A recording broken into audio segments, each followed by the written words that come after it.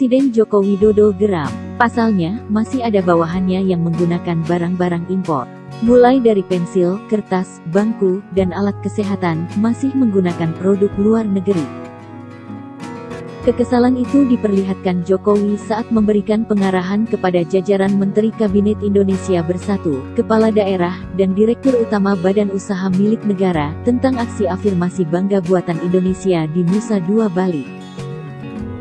Padahal, kata Jokowi, belanja pemerintah pusat dalam anggaran pendapatan dan belanja negara (APBN) Rp526 triliun. Sedangkan pemerintah daerah Rp535 triliun dan BUMN yaitu Rp420 triliun. Jokowi mengingatkan kepada seluruh jajarannya, bodoh sekali jika pemerintah tidak membeli produk dalam negeri. CCTV, beli impor. Di dalam negeri ada yang bisa produksi.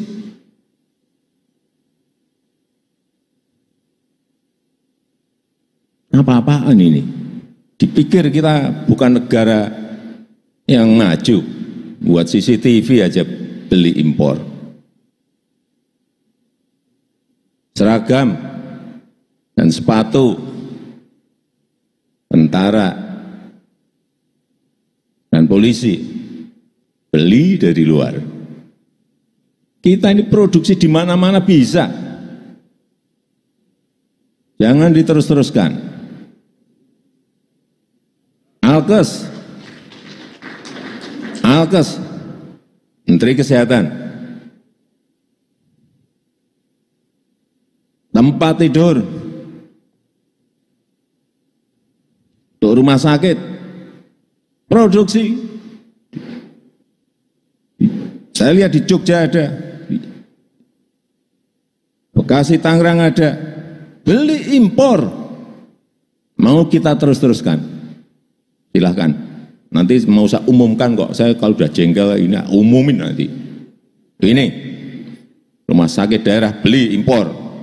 Kementerian Kesehatan masih impor. Tak baca nanti.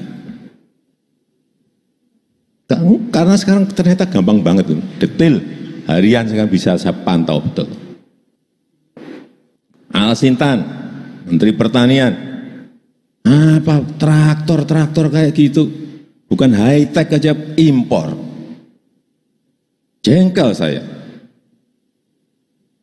Kayak kemarin dari Tambua, nanam jagung saya lihat. Ada traktor, ada Al-Sintan. Saya lihat, aduh, nggak boleh Pak Menteri, nggak boleh. Urusan masa beli bangku, beli kursi, mau impor kita. Laptop, mau impor kita. Kita udah bisa bikin semuanya itu. Nggak usah cari kemana-mana.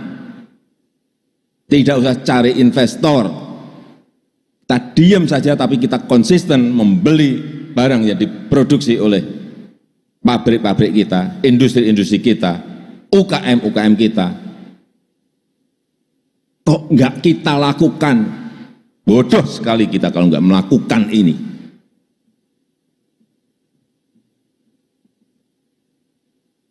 Malah beli barang-barang impor. Mau kita terus-teruskan? Enggak bisa. Kalau kita beli barang impor, bayangkan Bapak Ibu semuanya, kita memberi pekerjaan kepada negara lain. Duit kita berarti capital outflow, keluar. Pekerjaan ada di sana, bukan di sini. Coba kita belokkan semuanya ke sini. Barang yang kita beli barang dalam negeri, berarti akan ada investasi, berarti membuka lapangan pekerjaan, tadi sudah dihitung, bisa membuka 2 juta lapangan pekerjaan. Kalau ini tidak dilakukan, sekali lagi, bodoh banget kita ini. Saya rasa kita bisa memahami kemarahan Presiden Jokowi. Sederhana saja, Untuk barang-barang yang tersedia di dalam negeri, mengapa harus impor? Apa yang sesungguhnya dicari? Soal impor, kritik kita sebenarnya bukan hanya soal barang-barang yang dibutuhkan oleh kementerian atau lembaga pemerintahan, tetapi juga terkait dengan pangan. Dalam hal ini, kita mendesak agar kedaulatan pangan segera diwujudkan. Intinya, jangan ada ketergantungan dari dunia luar. Bagaimanapun, Indonesia memiliki kemampuan untuk mewujudkannya. Begitu pentingnya persoalan pangan, tidak berlebihan jika kemudian Partai Buruh menjadikan tema kedaulatan pangan sebagai salah satu platform perjuangan. Kedaulatan pangan adalah konsep pemenuhan pangan melalui produksi lokal. Kedaulatan pangan merupakan konsep pemenuhan hak atas pangan yang berkualitas gizi baik dan sesuai secara budaya, diproduksi dengan sistem pertanian yang berkelanjutan dan ramah lingkungan. Artinya, kedaulatan pangan menjunjung tinggi prinsip diversifikasi pangan sesuai dengan budaya lokal yang ada.